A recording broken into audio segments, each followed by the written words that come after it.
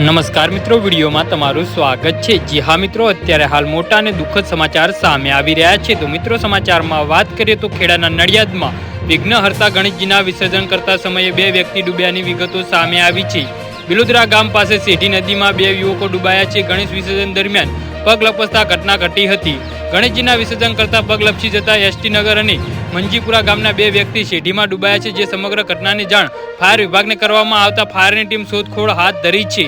જી હા મિત્રો, અત્યારે હાલ મોટા અને દુઃખદ સમાચાર સામે આવી રહ્યા છે। બિલોદરા ગામના સરપંચે વિગતો આપતા જણાવ્યું કે એક વ્યક્તિની ઉંમર 42 વર્ષની છે તેમજ અન્યની ઉંમર 35 વર્ષની છે, જેઓ બંને ગણેશ વિસર્જન કરતા નદીના પાણીમાં ગરકાવ થઈ ગયા હતા। જેની તાત્કાલિક જાણ ફાયર વિભાગને કરતા શોધખોળ હાથ ધરી છે।